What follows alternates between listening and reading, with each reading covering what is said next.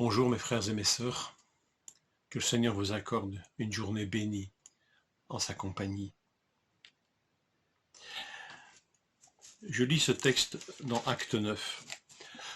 Au bout d'un certain temps, les Juifs se concertèrent pour le supprimer. Mais leur complot parvint à la connaissance de Saul. On gardait les portes jour et nuit afin de pouvoir le tuer. Cependant une nuit, les disciples le prirent et le descendirent le long de la muraille, assis dans une corbeille. Ce récit, qui semble ici nous démontrer ou nous montrer une délivrance providentielle de l'apôtre Paul, est en fait tout autre chose pour l'apôtre. C'est une délivrance, c'est vrai, c'est une mise, on pourrait dire, c'est un salut quelque part.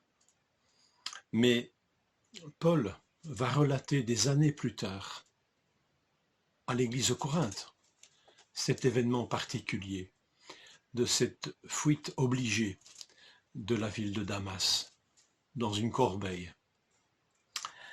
S'il faut se glorifier, dit-il, c'est de ma faiblesse que je me glorifierai.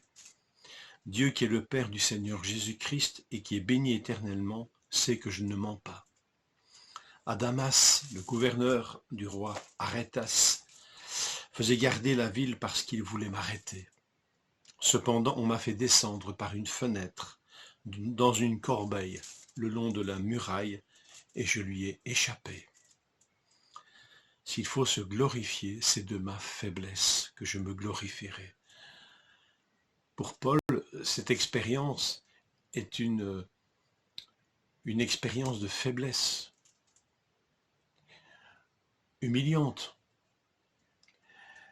mais qui est le début d'une formation qu'il va vivre.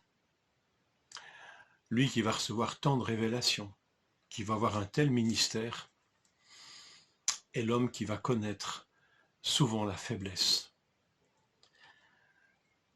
Ce n'est pas un argument recevable à l'époque de Paul, et notamment dans la culture des Corinthiens.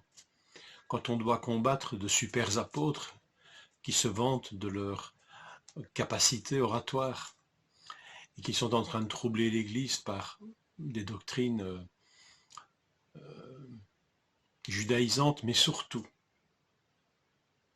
qui mettent en avant leur capacité, Paul ici ne revendique rien d'autre que cette faiblesse au travers de laquelle le Seigneur manifeste sa puissance.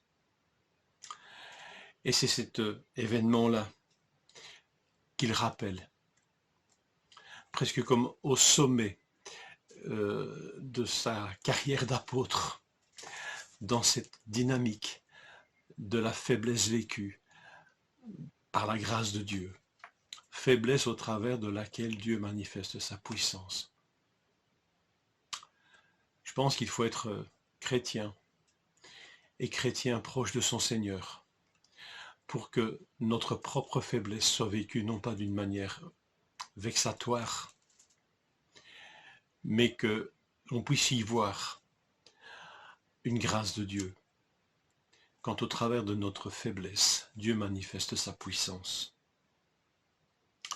C'est bien de rappeler, quand on lira 2 Corinthiens 11, que c'est ce récit du livre des Actes, d'Acte 9, cette descente dans une corbeille le long des murailles de Damas, c'est là que Paul a commencé à apprendre cette faiblesse dans la grâce, et vécue par la grâce, qui devient puissance de Dieu. S'il faut se glorifier, c'est de mes faiblesses que je me glorifierai. Cette humiliation, cette fuite humiliante devint pour lui une glorieuse faiblesse. Quand je suis faible, c'est alors que je suis fort. 2 Corinthiens 10. Vous vous rappelez que Paul pria le Seigneur pour le délivrer d'une écharde dans la chair et que Dieu lui répondit « Ma grâce te suffit, car ma puissance s'accomplit dans la faiblesse. » Et c'est dans ce contexte que Paul dira qu'il a été ravi au 3e ciel, qu'il a entendu des paroles, qu'il est qu'aucun homme n'a entendu. Enfin bref, il parle de révélation supérieure. Mais il dit, vous m'avez contraint, dit-il aux Corinthiens, de parler ainsi, comme un insensé. Loin d'être pour vous disqualifiant, cette faiblesse aurait dû être reçue comme une grâce, comme lui, Paul, recevait cette faiblesse.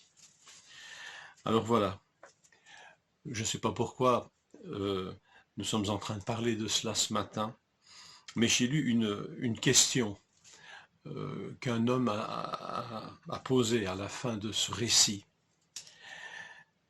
Cette question, je vous la laisse et je me la laisse pour cette journée. De quelle manière vous glorifiez-vous de vos faiblesses, quand ces faiblesses sont visitées par la grâce de Dieu? Bonne réflexion en compagnie de notre Seigneur et d'un de ses témoins, l'apôtre Paul. Amen.